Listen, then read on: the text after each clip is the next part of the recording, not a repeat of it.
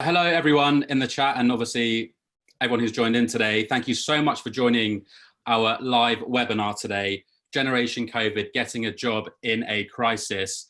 We're joined today by an expert panel who have kindly joined us today to discuss their thoughts on the current work situation within the current climate, but also to share their knowledge and tips for when you go to applying for jobs, but also when you're in that interview stage. So before we get into our discussion today, I'm just going to do a little bit of housekeeping to make sure everyone's going to get the most out of today's webinar. So firstly, everyone within Zoom should be able to see myself and all three of the panelists on the screen. And as Hakon spoke about earlier, please make sure your chat function is enabled at the bottom of the screen. This webinar is for all of you who are joining in today, so we want to get as much information out to you as possible. So any questions, anything that you've been thinking about when it comes to work, please get those questions in and we'll try to answer as many of those today throughout the webinar. So before I kick things off with introductions, etc., I thought it would be really good just for us to do a couple of poll questions just to get a bit of a flavor of who's joining us today. So on my screen now, you should be able to see a question. So what is your current situation? So are you looking for your first job out of university? Are you out of work and struggling to find a job? And you have a job, but you're looking elsewhere. May have just voted accidentally, but just ignore my vote. I didn't say I'm looking elsewhere. I'll give this a few more seconds. And then we can move on. Okay, perfect. So from what I can see at the moment, a majority of the people who have joined in today are out of work and struggling to find the job. But also it's pretty even in terms of looking for a job after university and have a job but looking elsewhere. We're going to cover all of those points in detail today. So don't worry about that. You're going to walk away with a lot of information in respect to your current situation. So we've got one more question before I move on. So what have you found most difficult about looking for a job at the moment? Not knowing where to look for opportunities, companies just aren't hiring, or competing against others for the same role. If whoever has joined in today and the reason that you are struggling to potentially get into a job at the moment, and that's not one of your reasons, please drop it in the chat. It'd be great to hear what other areas people are potentially struggling with so we can address those as well within the webinar as well. Hader, thank you very much for putting that in. We'll cover that when we move on to questions. So what we've here is 63% here, competing against others in the same job role. So that's really important because we're going to really show you today how to stand out. Companies aren't hiring and not knowing where to look for opportunities. Those areas will also be covered today in the webinar. Okay, fantastic. Folks, thank you so much for sharing all of that information with us. That allows myself and the panelists to really think about the best way to address all those areas. So now we've covered that, I'd like to make a brief introduction to myself and Tempo, and of course our panelists today. So my name is Ash and I'm a city manager here at Tempo, and my job is to spread the word about what Tempo can bring to a business around hiring, but also to help businesses enhance their hiring when it comes to recruitment. So Tempo started 3 years ago with a simple mission to make finding work an adventure and recruitment the most exciting thing a company does.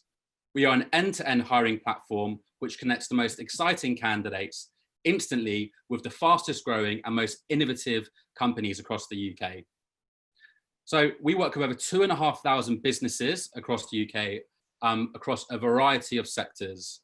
Now, when you sign up as a candidate on Tempo, you get the option to add a video to your profile, to add a little bit more for the hiring manager to understand a little bit more about you away from your CV. But businesses also get to do the same. So businesses can add company profiles so you can understand more about that business and their value to make sure that they're the right match for you. But also businesses can add videos on job descriptions as well. This really does allow you to get more of an insight into that job role and what a day in the life would be in that vacancy that you're applying for. So now to introduce the stars of our show today. So on our panel today, very kindly joining us, we have Hakon, Marie, and Richard. Folks, would you please introduce yourselves, your company, and why it is you're taking part today? Hakon, would you like to kick us off today? Hey guys, so I'm Hakon.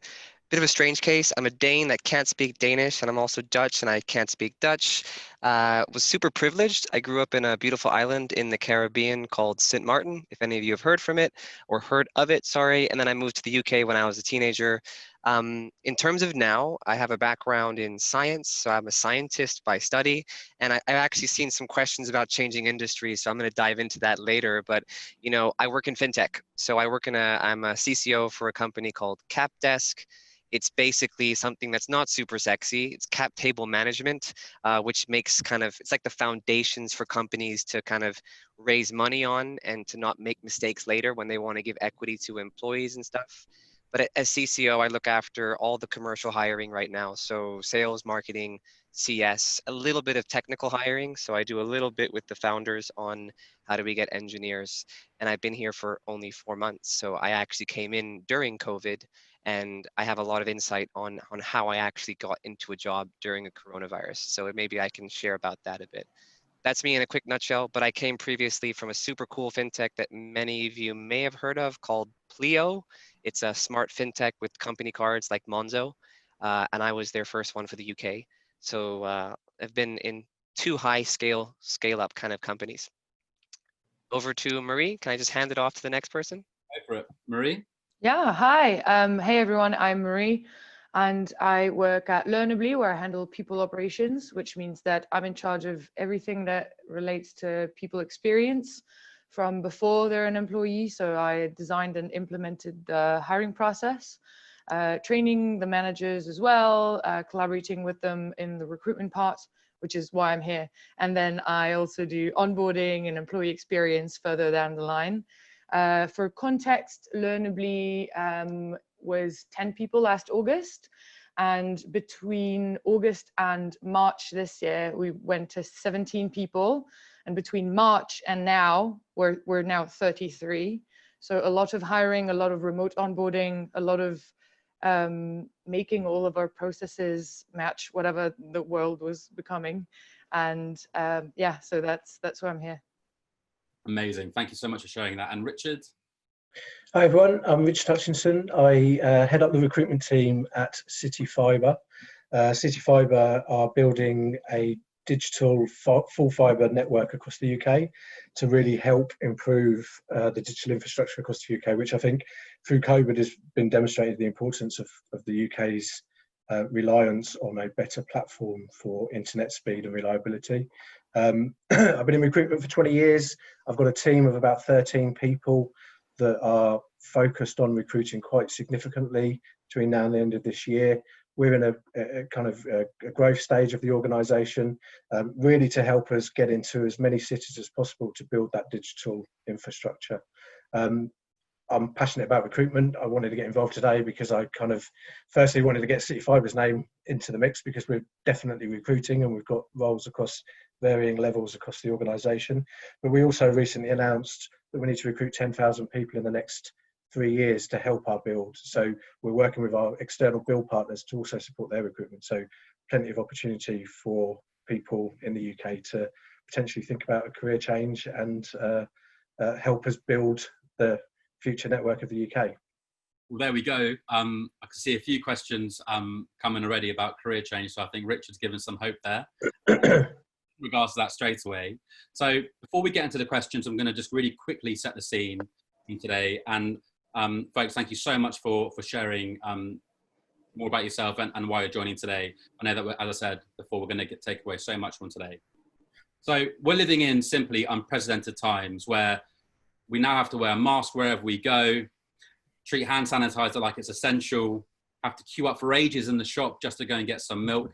And I'm sure every single person who's joined today has been affected or knows someone who's been affected by COVID-19. But what this has meant is that everyone who's within work or looking for work has been flown in headfirst into a job market, which is firstly completely unpredictable and so challenging. And we're here today to make that a little bit easier for everyone.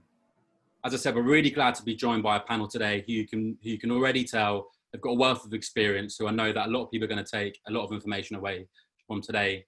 Richard's already mentioned he's hiring. Check out the company's websites that I've spoken today and see if any of those roles are applicable to you guys. So some of the areas that we're going to be focusing on today is how our panelists are approaching hiring, what they're looking for in candidates, and how you can give yourself the best chance of finding a job in these uncertain times. So I think a really good place to start would be to hear from our panelists. How have you adapted your hiring through these times? And are there any particular methods that you use that candidates should look out for? Richard, let's kick off with you. Okay, I mean, fundamentally, the biggest change for us is that we've had to move to a virtual recruitment process. During the start of lockdown, we did have an immediate headcount freeze just to allow ourselves to sort of understand what the impact of COVID was going to be, but we came out of that pretty quickly. But during that time, we were continually advertising and pipelining candidates through a process, which obviously we had to change to be virtual. So I think a big shift for candidates now is to be comfortable and prepared in that virtual environment. You know, it is different to coming into an office and you know, shaking the hand of the person that you're being interviewed by. You do need to make sure that you're kind of set up appropriately to make sure the technology is there so that you don't fall out halfway through the conversation. You've got the right environment, etc. But I think for us, the biggest change is supporting our business to be able to make effective hiring decisions without actually meeting an individual. Yeah. No, I think a good point you made there is the handshake, because that's the old saying where you can tell if the person's going to nail the interview if they've got a good handshake. So it must be so difficult for those who are now having to shift to do all their interviews via video, as you said, both for the candidate and for you that hiring. Marie? Yes, one thing that we've changed, given that there are a lot of applicants out there, which is difficult, I'm sorry, is we've added screening questions to like ahead of even the first step of the interview process, because beyond the CV, we're looking for people who are competent and can take on the mission that this role has been created to handle. So that's one thing that we've done, is adding screening questions to understand people's logic and their motivation. And so really putting effort in showing your thinking process in those screening questions is something that we do look out for. Okay, great. Thank you very much for sharing that. And Hakon? Yeah. So, and I actually want to jump in on a question. So someone in the chat, I think it's Abdelatif, sorry if I pronounced your name wrong, you know, struggling to get interviews. I think it's about perspective, and I can share from a very startup perspective, so I can't speak for all companies, right? But really startup focused, we're 30 people. For us as a business, what's really changed is we're extremely strict on filtering now, and also we're doubling down on video. So we're using video a lot in terms of just getting a first feel of candidates, and that's because I think, like Marie mentioned, sadly, there's a ton of people available, so applications are skyrocketing. But what's good news to all the candidates listening is most of those applications are rubbish. So here's the thing, right? You know, there's a ton of people applying, but sending in terrible applications. So I think maybe I'm trying to compound advice and also what's happening, but we are using video to screen people and asking them, like, I think like Marie mentioned, some questions, like some screening questions that are a little bit different, like asking them like, why would you want to be here? And what do we need to show you to join this business? But I think as a tip to people listening, because of the video thing, is sharpen up your video game. And I think Tempo's cool actually, because they allow you to record a video which introduces yourself and what you're looking for. So sharpen up your video skills, like try to look and try to be authentic, but also remember, people are sending in terrible applications. So it's not that difficult to step way above the rest of the candidate pool by just putting in a bit more effort and looking a bit more.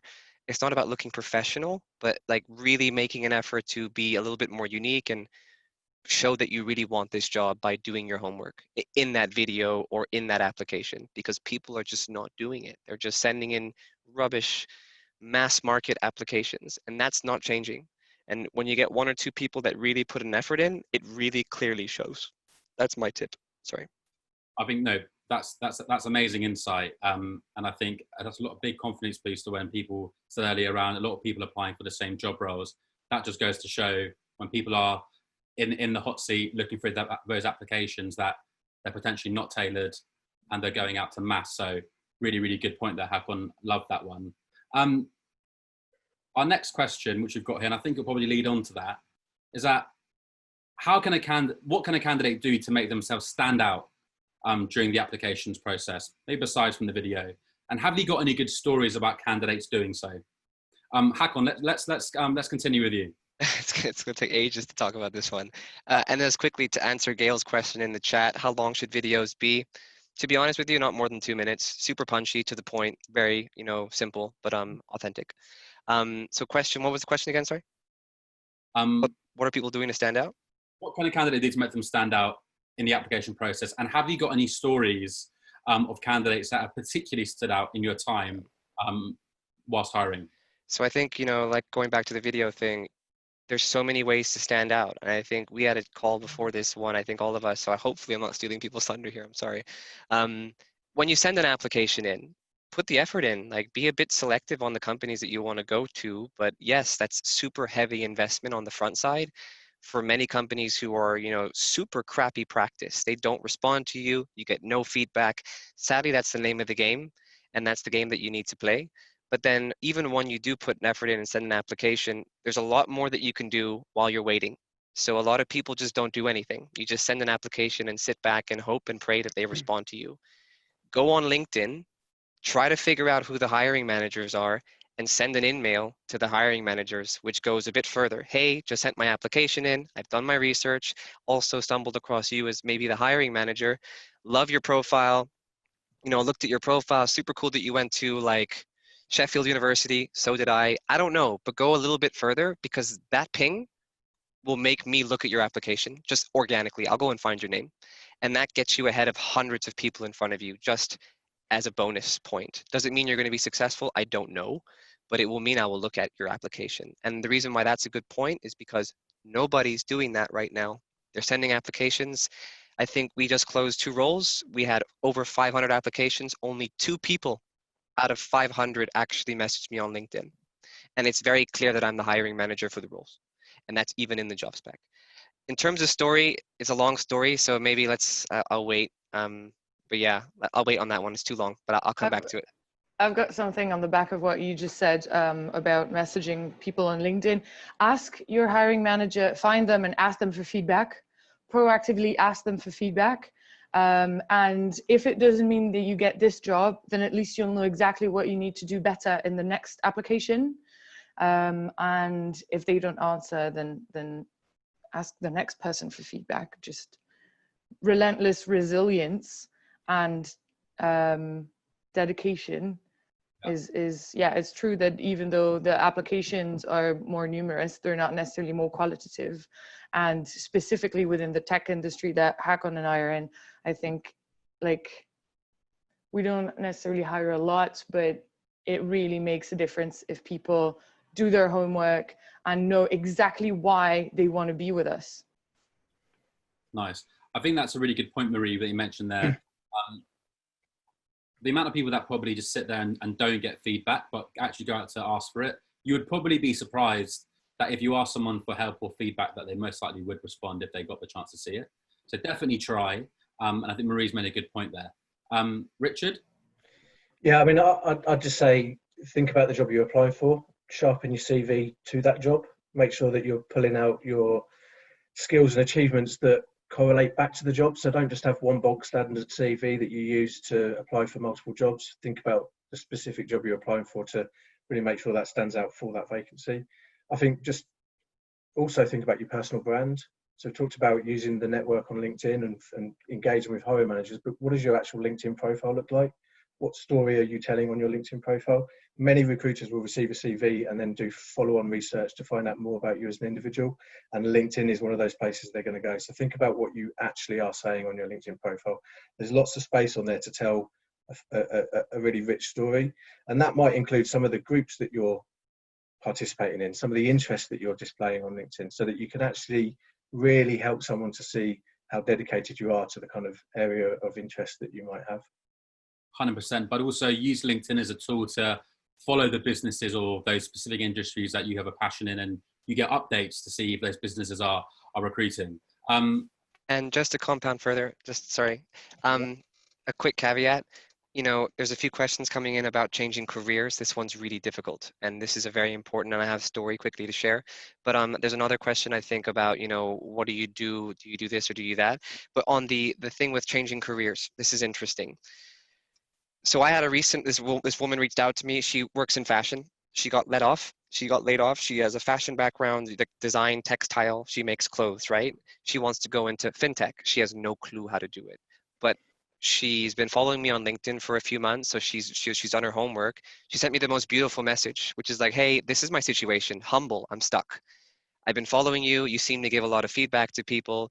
We're both Dutch, so she used the fact that I'm Dutch and can't speak Dutch in her message, which was clever. So it was witty, and I was like, fair enough, you're a sharp mind.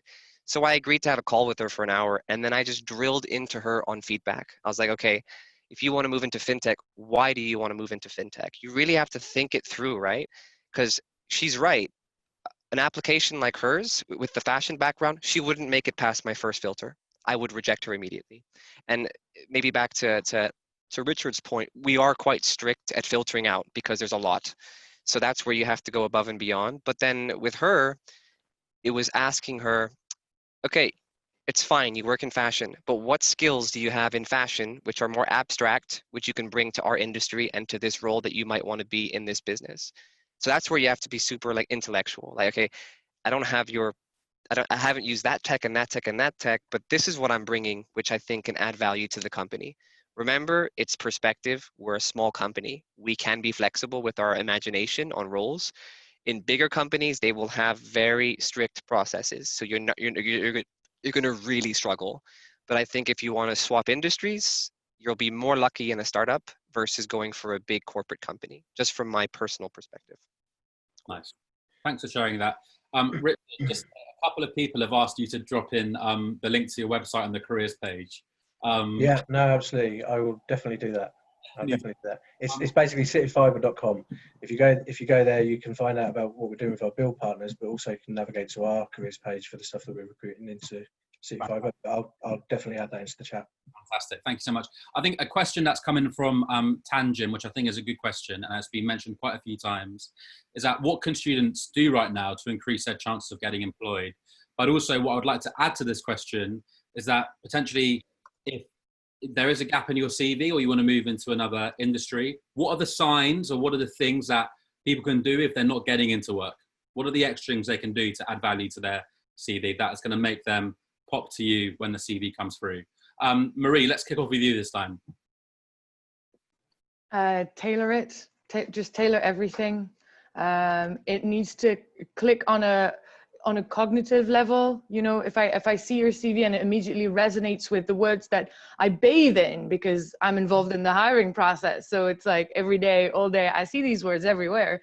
If I see them in your CV, it's gonna click. It's gonna help. I mean, hiring managers and recruiters, they're not here to tell you to move on. They're here because they're looking the right person, and they need your help in guiding them so that you can show them that you're that right person. So you mimic the wording in the job post. I would say in terms of like cover letter, if you're putting that in, it's just a very, very clear structure. Someone asked earlier, how long should a video be? It should be as short as it possibly can be when you've shared all of the information that's relevant. Yeah. And it's the same with the cover letter, because it's so easy. I remember when I was a grad and I write quite well. And so I was hiding all of the actual relevant information in just niceness. Okay, maybe also because I'm French and writing styles are very different. but be to the point. You know, they're going to skim read anyways, at least at the first glance. So know they're going to skim read, and structure your application to really hit your first sentence of every paragraph should be a short recap of the point of your entire paragraph, so that when I skim read, I get all of the information that I need within a second.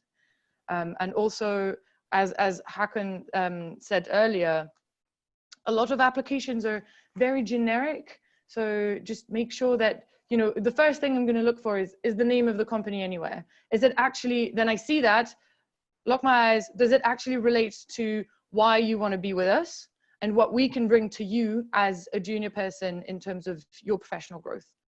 And if you covered those two things, you've done a lot of the work for me, and I have 100% clarity over how I can support you and we can work together. So really helping the recruiter understand where you're at as well. So I feel like I rambled a bit. It was good rambling, I must say.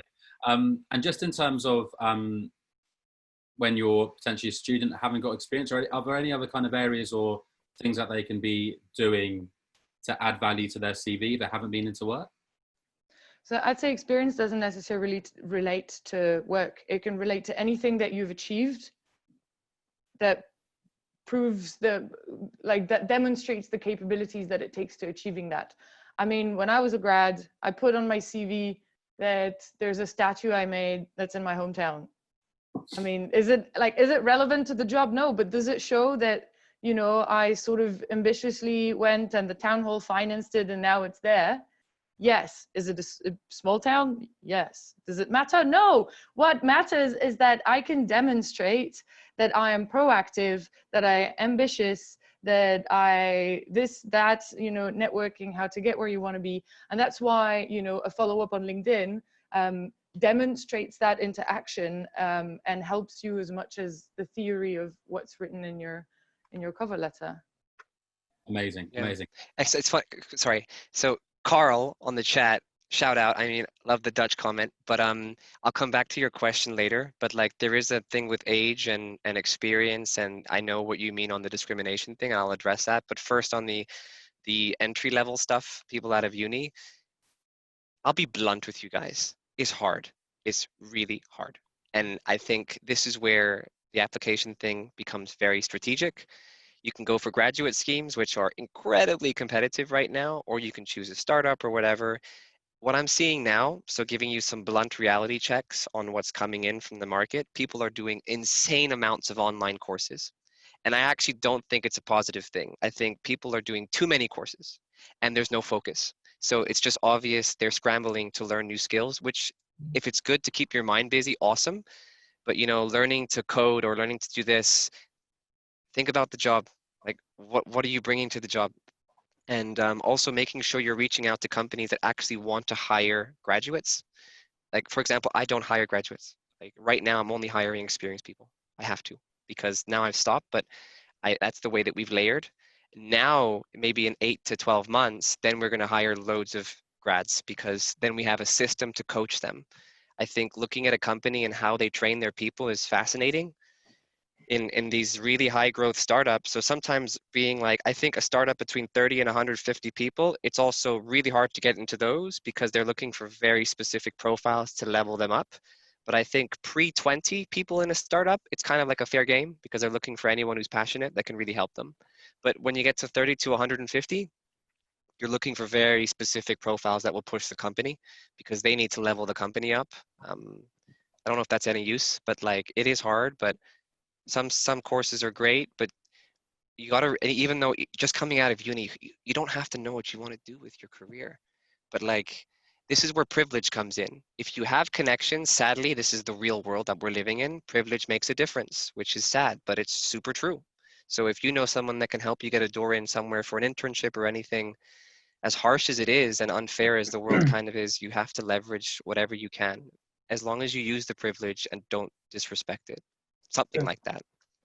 It doesn't have to be privileged though. It's about building your network. Yes. So you can build a network on LinkedIn by engaging with people, getting involved in the conversations, debating stuff that is being discussed, and demonstrating that you have a passion and an interest in that subject. And the next thing, you're connecting with people that you may not know at all, but you've started a relationship, and that relationship then leads to opportunity. So don't be afraid of the need to have known them because of privilege, but just get to know people through the stuff that you're doing and participating in. I think that's a great point. One thing that I do a lot, and I'm sure a lot of people do who are listening in, but our panel as well, is comment on people's posts and try and engage in conversation, but also share your own posts as well. Yeah.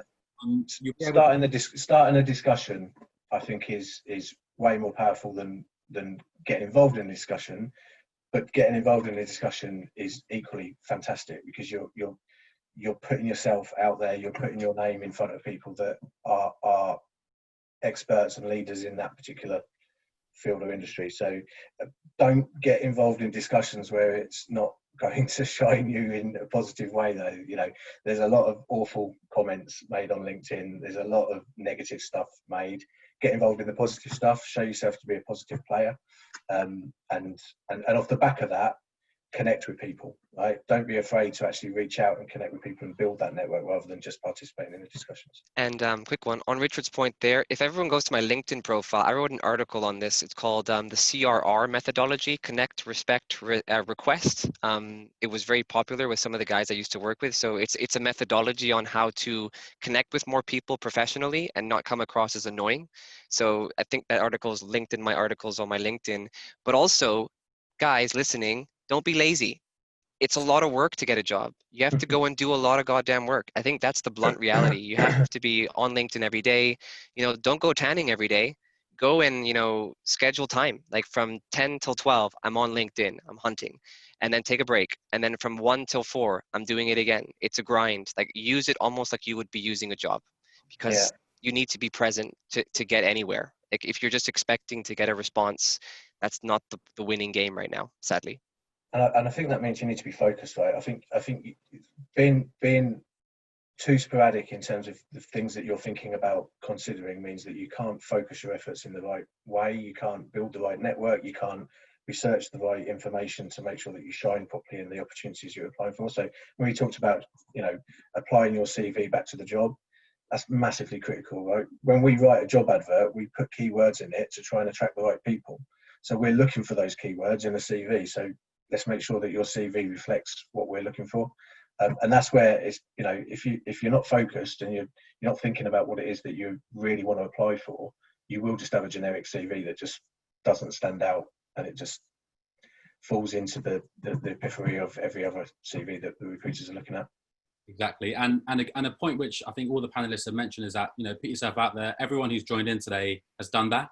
But a great thing to do. So at the beginning of lockdown, I was joining a lot of webinars to kind of figure out what was going on. And at the end of those webinars, I was connecting with the panelists, after, just to say, to keep them in a network and to see what they're going to be doing in the future, but also sharing your feedback in terms of what you've learned. And then you can also build a conversation that way. So there's a great opportunity. You guys are going to get loads of LinkedIn requests after this now, but Can I quickly address one question that's been coming up that I haven't had a chance? Age discrimination. This is a big one, and I'm going to also be blunt.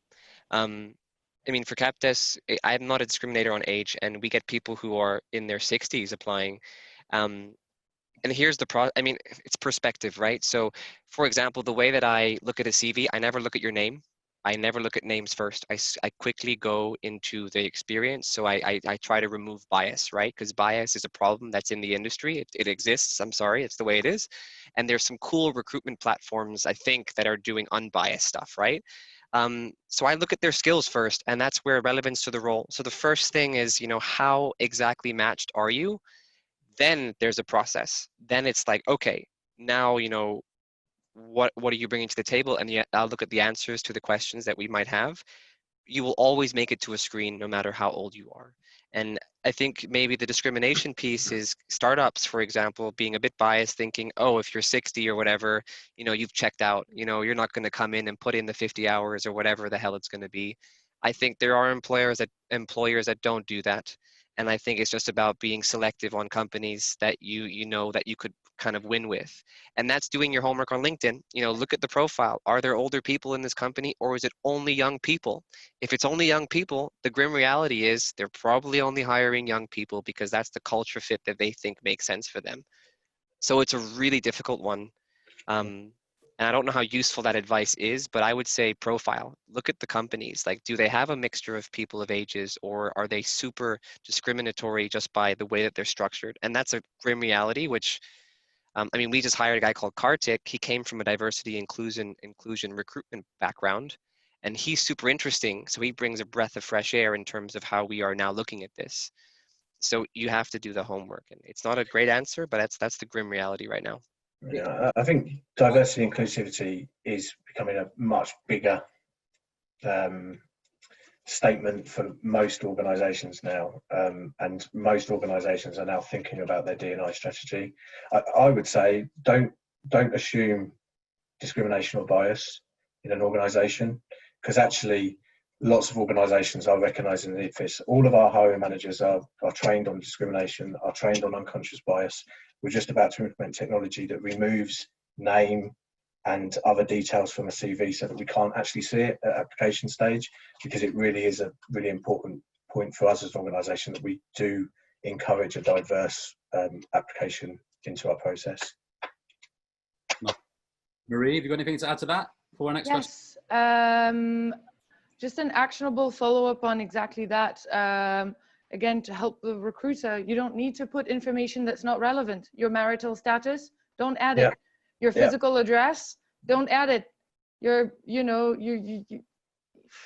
email address is relevant, and your experience is relevant. Maybe your phone number. That's it. Anything else, just really wonder whether it should be there or not. Also, the fewer information, the easier for the recruiter to actually focus on what matters. Yep. I think it's also really important to understand that those of you who have experienced that, that's obviously not nice, but also that's probably in reality a small proportion of people who actually think like that. I think the people that think differently probably much more outweigh that. So don't let it knock your confidence. And like Hakon said, do those things and look in. And Richard and Marie have mentioned there as well. They're adding technologies to remove that. So I think it will definitely get easier, but definitely keen to continue the conversation on that after this today. So we've spoken a lot about getting your application right, getting in front of a hiring manager. I think an area which I think would be quite a good to understand from you guys. Sorry to choke there. Once a person does get into an interview with you, and that inevitable question always comes at the end of the interview, where you, the hiring manager, ask the candidate, have they got any questions?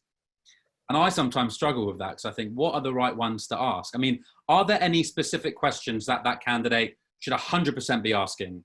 And have you got any good examples of candidates that have potentially blown you away with some really, with some amazing questions? Marie, let's kick off with you this time. Yes, I love that moment. Yes, ask them about their onboarding process for successful candidates, for the person who gets the job. What's the onboarding process like? That's going to tell you a lot about how they value people at their company. Ask them how they handled the COVID situation. Again, it's going to make them talk about themselves, which everyone loves. Plus, it's going to make them tell you about how they approach people stuff. So these are the two first ones, and then I'll let the others go and circle back if I've got more. Richard? Yeah, I think the COVID question is a really good question, because actually that says a lot about the brand in terms of how they've managed this process. So it is a really interesting question to ask, how they managed their own employees during the COVID process. But I think for me, it's kind of it's asking the organisation why you would actually want to work for them. It's not all about a company selling an opportunity to a candidate. It's not all about a candidate selling their skills to the organisation. It is also actually about a company selling themselves to you, and making sure that you would want to join the culture that I don't know that City Fibre has. So finding out about the culture, I think, is really important. Finding out about their D&I strategy, I think, is really important. Understanding what the assessment process looks like and what they're actually looking for in candidates. How much of it is about technical skill or experience versus behaviour, you know, and being able to come into an organisation and align to the organisation's values, because you know, a big part of what we look for when we're recruiting people is that they will fit into our organisation from a cultural perspective and align to our values. So understanding that, I think, will help you to display that properly in the assessment process. Fantastic. Hakon? Now, it's a difficult one for me because I do recruitment in a very weird way. So my recruitment screens are very different, and we never have questions at the end because I tease everything out during the conversation. However, as a general feedback from an employer to you guys listening, I think any questions that you are going to ask, avoid things like, what do I get? Like, and there's a lot of candidates that just ruin it when they go like really early on in the process, what do I get from this? And I think I love when people have the intellect to be, okay, how can we build together? Or, you know, the questions are more focused already saying like, what are we going to do together? Not about I or you, but we. And I love when candidates can zoom in on that, having really high EQ and be like, okay, we've had a good call. You know, I'm more curious about what we could do together. And that's a general rule in terms of thought process, I think, is much stronger because it shows confidence. And confidence is a tricky one in recruitment because you have that awkward moment. Well, like, was that a good call? Are you guys going to call me back, or what's going to happen next? And I love when employers are really transparent about the process. Here's what's going to happen next. You know, we're going to review. This is what's going to happen. They'll never tell you how you did on the call because they can't. I don't know if it's even allowed or whatever from most like more strict recruitment processes, but just your mentality on the questions is important. Don't be too selfish, but also you're also naturally, what are you going to get from them? Like Richard is 100% right. It's not about you just selling your soul to a company, like, please hire me. It's almost worse if you do that because it doesn't feel strong from us. Great. I mean, that's really good information to have, and I hope everyone's taken some of those questions down to ask. I think the dyslexia one is a great one, definitely to ask, because, like you said, it's gonna allow you to understand where that company's at the moment. Next question we have here is: should a candidate consider reskilling or accepting an alternative career route to find work? Hakon, let's continue with you on this one. I think for me, it's about the reason for reskilling. You know, if you are just in a career where you're unhappy and you just want to change up, I respect that completely. But I think someone asked earlier in the questions, let me just look. I think someone called Hayden or something, he has like an MBA and he just got an MBA. And I think for me, it's always interesting when someone goes back, for example, to school and takes an MBA or a master's degree, because if they get to a screen with me, the first thing I'm going to ask is, why'd you do that? Like, what was there a specific focus for it, or did you? Because I almost did an MBA, and I did it because I didn't know what I wanted to do, and that's very biased. But I think it's about having a focus for why you're doing or why you're making decisions and choices, and I think also being patient.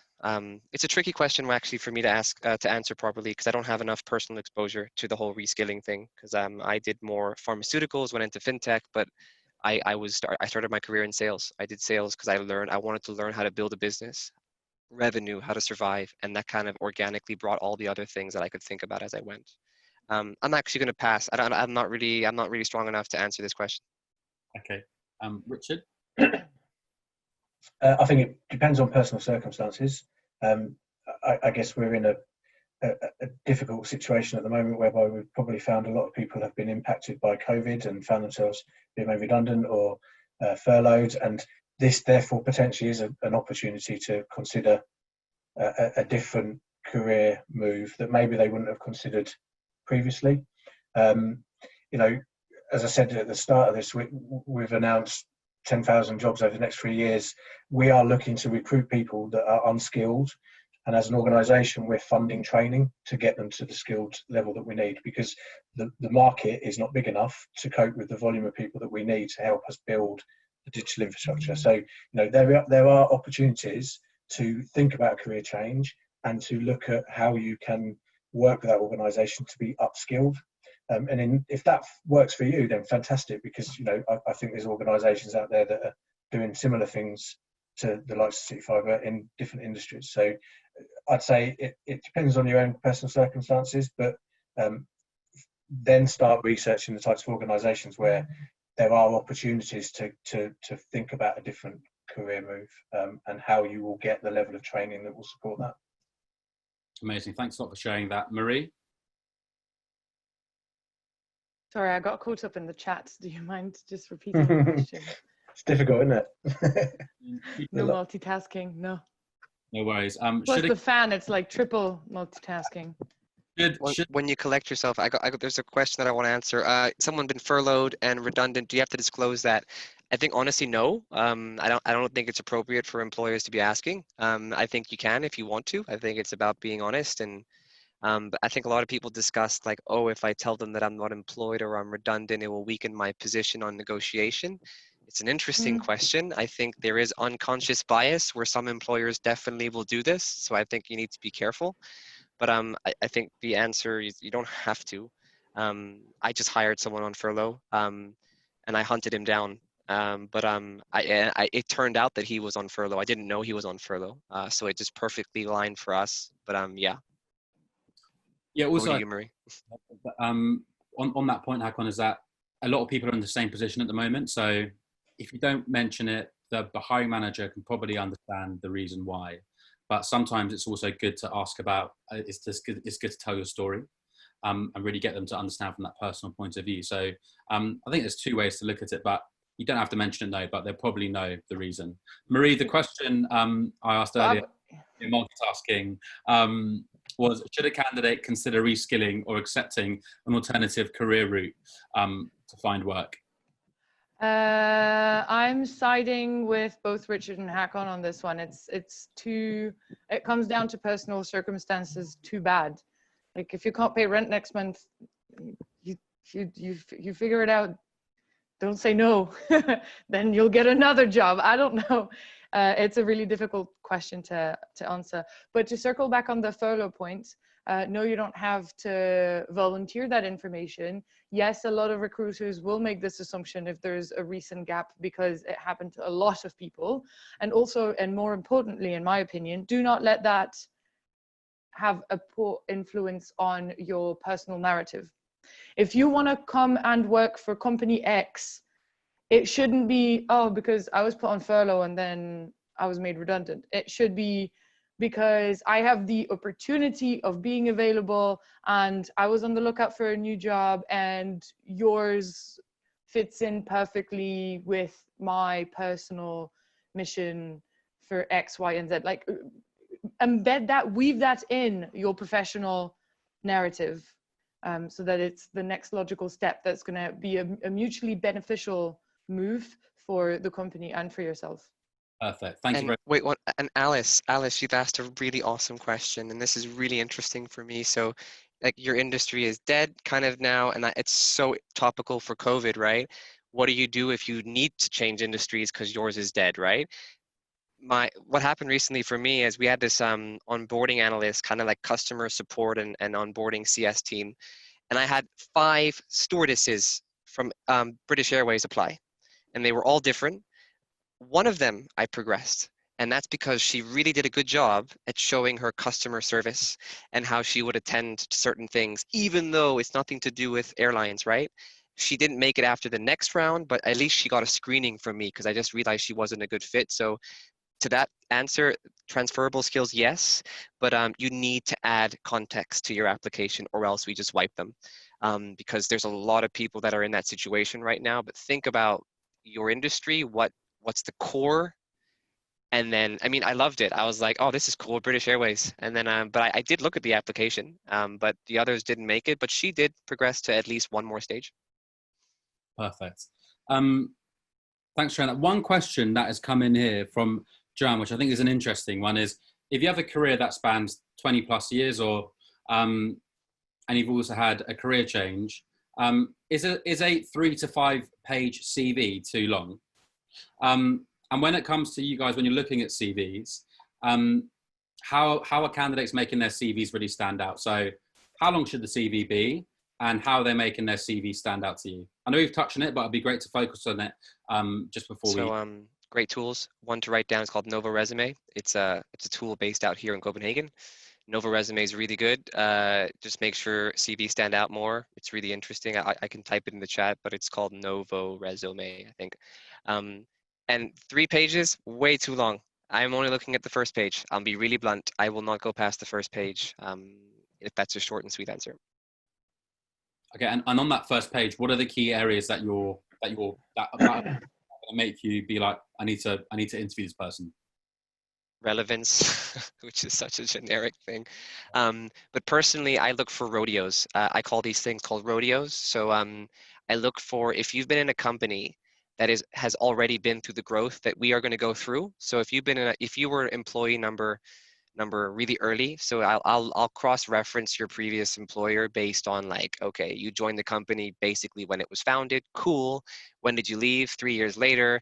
How much did the company grow by? 100 staff. That's interesting to me because you've been through the growth journey, and that's just a profile that I'm looking for right now, and this is very situational. I need that growth journey, so I call those rodeos. So how many times have you done that journey? And that's really valuable because you bring knowledge to our business, and we know that you've been through it, so you can probably do it again, but this time better, smarter, with more information. But that's a very specific example from me. Richard, maybe you have some good ones. Actually, I don't have that many there. I've lost the theme of the example that I'm looking for. I was thinking about the length of a CV. Where have we led to? Yes. So yeah, what are your thoughts on that? I mean, how long should a CV be? Joanne, 25 years experience, and she said it's 3 to 5 pages too long. Be great. Yeah, I mean, definitely no longer than 2 pages for sure. I mean, if you can succinctly put it into a page, fantastic. I'd say the last 3 roles that you've been in are probably as far as you need to go in terms of specific detail, and then you summarize the rest. You know, having a 3 or 5 page CV is an off-putting thing for a recruiter as opposed to a positive thing for sure. Okay, and when the candidate in their CV has put their last 3 jobs, what are the key areas that they should be pinpointing with the bullet points underneath that you're looking out for? I quite like a CV that shows the key things that they did and the key successes that they achieved, okay, so that we can really see the results that come off the back of what they've been doing, and again, making sure that correlates back to the types of things that you're looking to do in the role that you're applying for, fundamentally. Fantastic. Marie? Yes, following up on Richard's point about results, definitely I recommend adding metrics. If you're going to have like your responsibility and a couple of your responsibilities, that's great, but it doesn't tell me how far you've taken it or what you've achieved. So add some progression metrics. A framework that's helpful for interviews as well is the STAR framework. So when you're asked a question, answer it with the situation, the task, the action that you took, and the result. And on your CV, just strip that down to the bare minimum and just have responsibility, result, and that's it. And only the ones that are relevant to the job. Yeah. Fantastic. And Kimberly just actually followed in with that, and she said, in terms of when that question comes, what is the best way to answer your strengths and weaknesses? How would you, if you were interviewing, answer that to make yourself come out in the best way? Because it is a really difficult question to answer, I think, because you don't want to say that you're really bad at anything. Don't say you're a perfectionist. I don't even like the question. It's a horrible question. Richard, while we've got you there, how would you potentially answer it, and what are the best tips that you would give to the listeners today? I hate the question. We don't ask that question.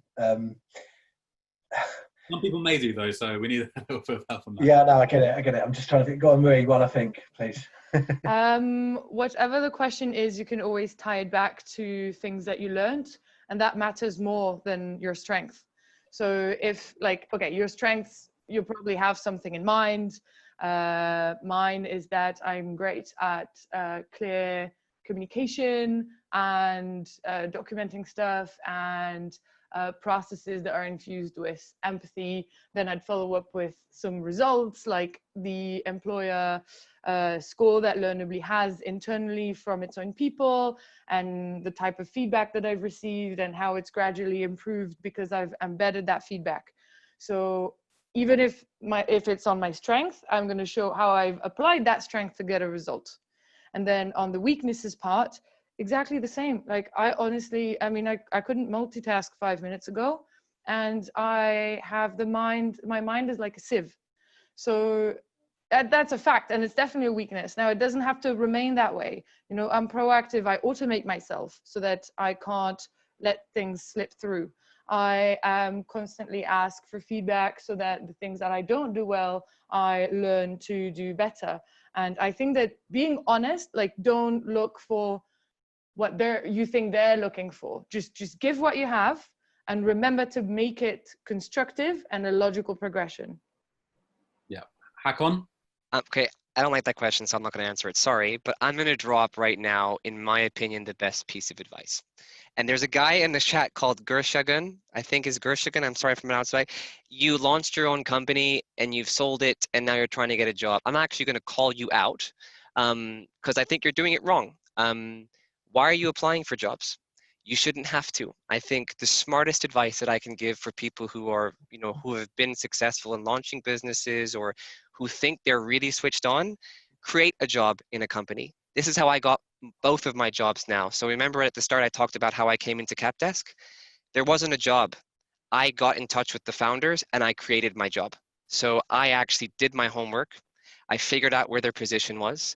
And then I said to them, hey, you need to build this role for me and you need to build it around me. And that's how I became the CCO. That wasn't on the job spec. It was never going to be a thing. So the best advice right now, I would honestly, passionately share is spec out 10 companies that you would absolutely love, even if they're not hiring, then figuring out who the founders might be or the hiring managers, sending them an amazing message, which is hyper-personalized, explaining what skills you can bring and what that company's missing and why they should make a role around what you do.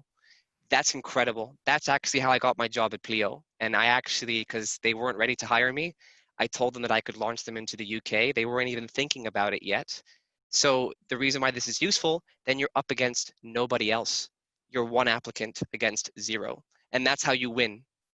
I honestly think that's the best piece of advice, but it takes a lot of diligence. But the problem with applications, you're always against hundreds of people.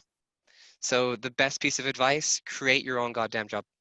But it takes practice and it takes being confident in your skill set. And I can see many of you are actually saying 20 years experience, great. Well, then leverage it and use it and don't apply for jobs, make jobs. And it takes practice, but that's how I've actually never applied for a job. I've always been introduced or I've created a job around what I want to do. Mic drop. Well, thank you. That's your answer, and I think that's a pretty good way because we're up to time now to wrap up. Really, I think for me, I think in terms of the panel today, thank you so much for joining. I think everyone who's listening today, I'm sure that you've 100% going to walk away with some great areas today. I think just some key takeaways for me today is the importance of tailoring, making sure that it's relevant to the business, doing your research, using LinkedIn as a tool to connect with people, but to learn more about those businesses, asking those questions. I think handling, how are you as a business handling that COVID situation when you get to that area? But also to sharpen up on video as well, as a lot of businesses now are going to be focusing on that. So definitely check out Tempo for that side. Has anyone got any points before we go at all? Can I just say one more thing? Yes, of the course. virtual world means that people don't have to be based in the same location that they used to. Many organisations aren't necessarily recruiting into an office in the same way they used to. So you can think broader about where potentially roles may exist for you. We're recruiting roles that typically used to sit in an office in Milton Keynes. We're now recruiting people in Leeds because it doesn't matter if they sit in Leeds or Sheffield or Portsmouth or Milton Keynes, because we are in a new world where virtual office environments are a thing of the future. So think more broadly about where opportunities might come your way. Yeah, and people on this webinar, go on LinkedIn and post about this webinar, tag us all, tag Tempo and be like, hey, thanks for this. Share 3 things that you learned and just make some noise. I mean, I think, Put yourself out there. Yeah, but like just tag people and like shout out to like Tempo. I think get yourself visible on these kind of platforms. It will work for you like reverse marketing. You need to be visible to be discovered. 100%. And if you have got the opportunity to actually record a video and upload it as a post on LinkedIn to say your current situation, definitely do that. Folks, before we go, have you got anything to add before we close up today? From my point of view, it's been amazing and so insightful to learn. Hakon, should we just quickly start off with you? I just respect everyone's hustle. Like, good luck. Like, it's a brutal world out there, but it's not impossible. Like, I think we actually shared some great advice on this webinar. Like, just go tomorrow or even this afternoon and start doing that practical stuff. Don't be complacent. It's a grind. Use these tips that we've given you, all of them. I hope you wrote them down, and just start doing it. The people are just so complacent. Just start doing it. If you're yeah, I'm going to be quiet now. That's it. Businesses are 100% hiring, so definitely continue to go out there and applying and see what's out there.